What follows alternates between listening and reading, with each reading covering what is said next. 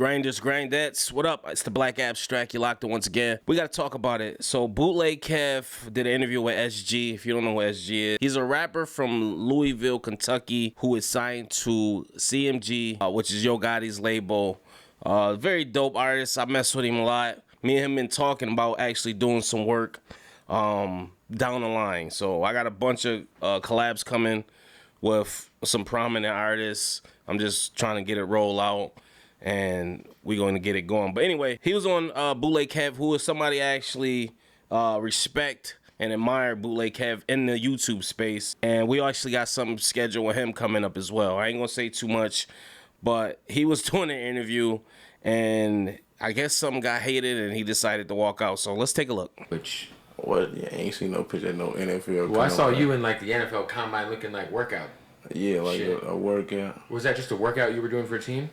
I don't know how you see the picture. You ain't read the article that came with it. I just saw a YouTube video where they were talking about you, and like I was just watching some of your high school highlights and your college shit. Like I saw like what YouTube video you seen? Dude, I don't know, man. It was like a YouTube video. It showed like you announcing that you're going to Indiana State, and what's the YouTube video called? I don't know. I just literally typed in ESTG football highlights, and I was like, damn, this dude was a beast. You played linebacker, right?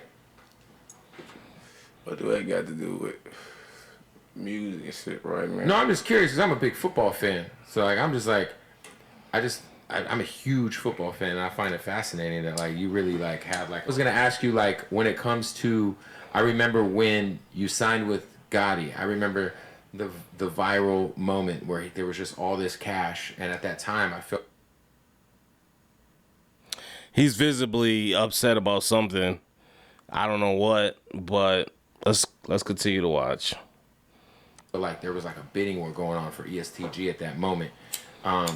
One, what made you rock with Gotti, and what is something over the last 2 or 3 years that you have learned?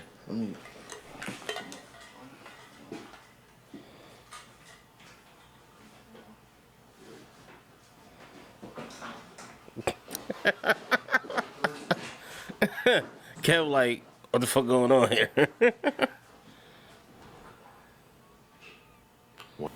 Oh, well, there's the ESTG interview that he was 2 hours late for.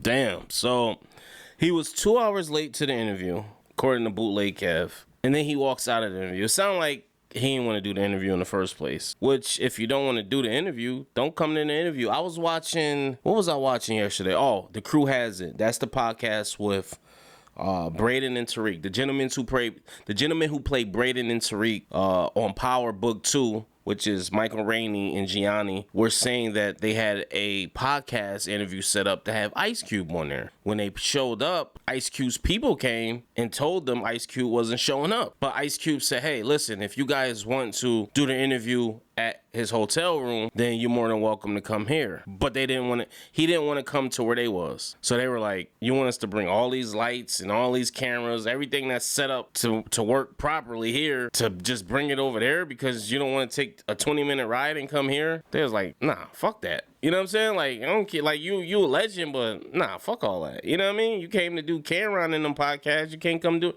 So it was so it was kind of like, at least Ice Cube sent his people and told him like he wasn't coming. Oh, and then his people wanted to take pictures with Gianni and them, and they was like, nah, get the hell out of here. Yeah, we not taking no pictures. Like, it's a wrap. Which I wouldn't even, as a professional, why would you even do that? But aside from that, SG, bro, part of your job as an artist is promo. Promo works for you all kinds of ways. It opens up to you for new audiences. It opens up people who might have not actually liked you or listened to you might tune into Bootleg Kev. They might check you out just because they fuck with Kev. You know what I'm saying? If you don't want to do promo for your album, then don't do promo for your album. But one thing as artists, especially newer artists, you don't show up late to things because it's time and money that people are wasting and resources. SG, bro, you sound sensitive as hell, bro. I fucks with you. I like your music. You might be a real one, but guess what? I'm a real one too. But I gotta call it like I see it. You sound sensitive, my nigga. Like I said, if you don't want to do promo, then don't fucking do promo. Don't go on somebody's interview and waste some time. See, I see it from both sides. I can see it from artist space, and I can see it from the YouTuber space. Listen. I'm lending my platform to you so you can come over. It's a scratch. It's a dog. It's kind of like scratch my back, I'll scratch yours, right? So if I'm lending my platform to you so you can promote your bullshit ass album, which it probably is, then don't fucking waste my time. You show up 2 hours. If he showed up 2 hours to my platform, I don't even want to fucking do the interview no more. Fuck you. That's how it didn't. Not only you get there, you give me your ass to kiss. You artists have to learn how to be professional, man. Everybody ain't got your time or your ass to kiss. You wouldn't have went on Big Facts podcast and did that. You wouldn't have went on Breakfast Club and did that shit. And I don't even know Kev. I don't know this man from a can of paint. And I'm not trying to lobby to be on the show. It's just a respect thing, man. You have to respect everybody around you. The janitor, the person working the camera, the person editing. Everybody deserves a certain amount of respect. Kev answered this and said, listen, his team hit me up and said he wants to talk about worldly questions, not just about music. When people go on the Breakfast Club to promote their projects, the Breakfast Club 9 times out of 10 don't even talk about the music. They've gotten better, but sometimes when somebody's promoting something, they don't even be talking about that project. They just have worldly conversations with them. And then they'll throw a little, go see this movie or something at the end. These perks or whatever fuck drugs you on, you got you feeling yourself. And I get it. You dealing with some real shit. I'm dealing with some real shit. I just found out my nephew is terminally ill and he might not come back from that shit. But guess what? I got up and did this fucking video when I ain't even feel like waking up this fucking morning and getting out of bed dealing with this shit. Because you know what? Life goes on and we got a job to do as entertainers and people of the culture. SG, you have a job to do for the culture. You want people to buy your album, they have to buy into you. They have to make sure they are fucking with you as a person.